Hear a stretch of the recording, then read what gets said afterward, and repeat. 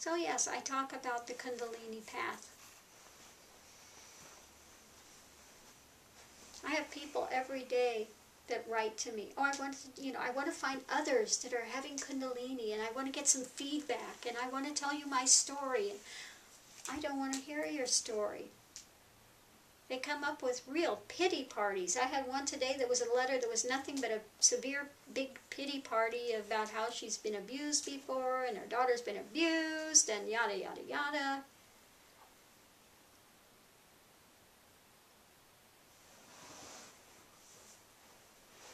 And we have to be willing to stop and look at our stuff and step out of our pity party and start to stand on our own 2 feet and find out what's there and what's not there. Okay? Yes, we've all gone through tragedies in our life and difficulties, and we have to finally stop and look at it.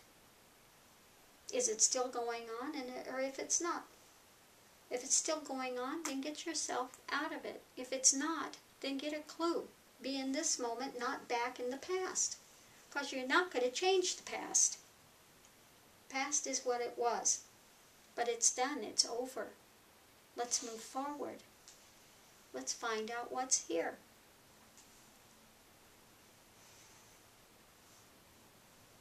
But Mommy didn't love me. Daddy didn't love me.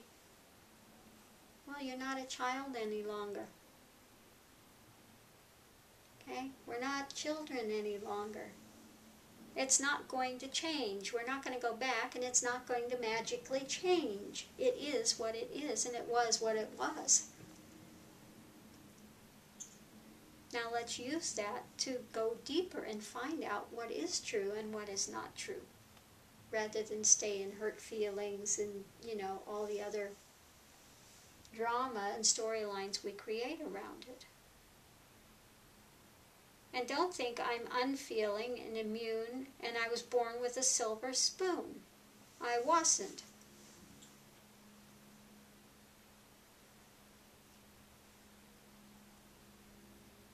I've gone through being abused. I've gone through being raped. I've gone through all those types of experiences. So don't think that, oh, I'm special and you don't understand my circumstances and you can't relate to it. I can.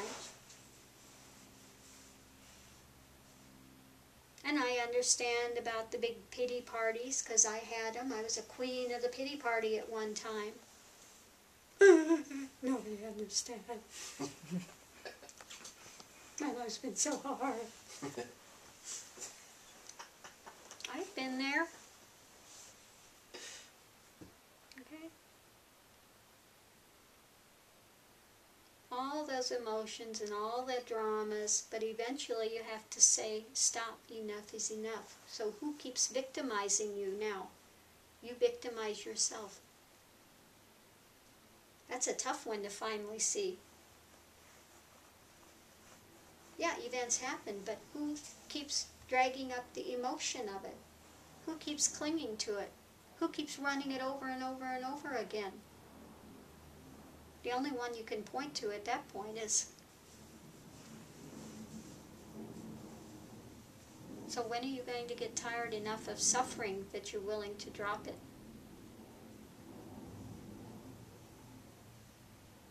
How many times do you have to say that storyline and have enough people feel sorry for you before you're willing to stop it?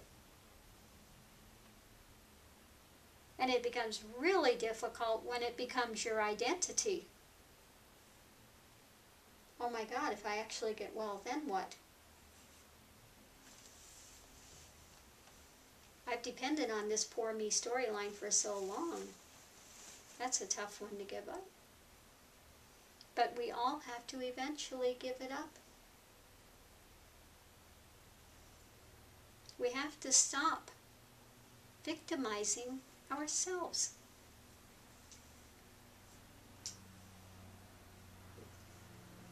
We have to finally take a stand and see that we can stand up. We have to challenge that. We have to challenge ourselves and our belief systems and conditionings that we've wallowed in and created and sustained and keep cultivating.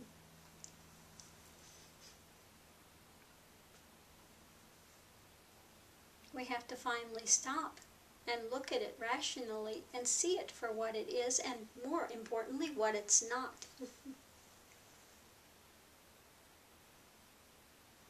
And then we can begin to cut those ties.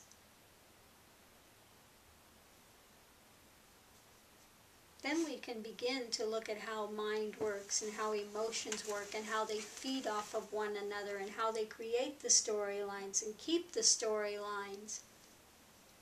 But you're never going to do that as long as you keep running and looking for something in the world to give you something outside of yourself to make you happy and to make it all well and better. The only place it will be found is here, within.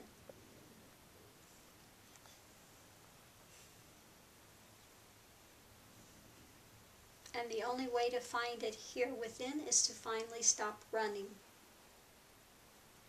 Stop wearing the masks. Yes, you'll feel vulnerable for a time. You'll feel open, you'll feel raw, you'll feel all these things, but eventually those end. And one goes deeper and continues to look deeper.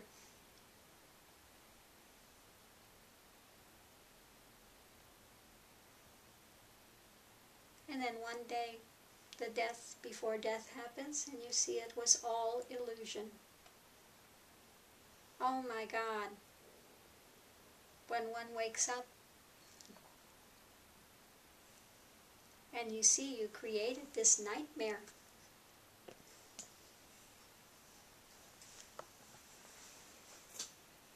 But it no longer has existence, and it never really did.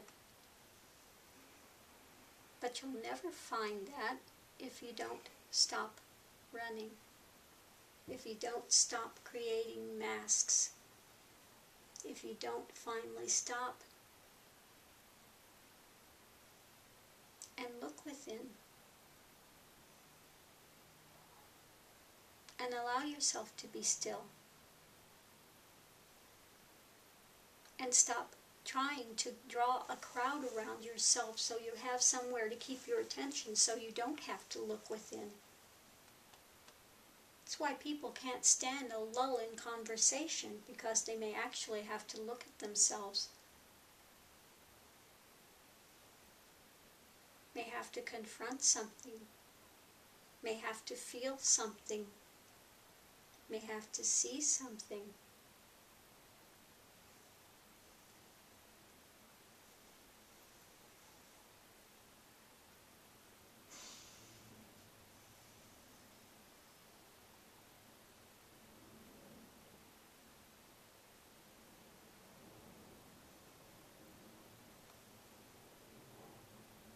And one may not like what they're going to see at first. They're afraid I won't like what I see. I may not like parts of my storyline very much, or I may not like parts of what I see about me very much. Okay, that's fine, but continue to go deeper.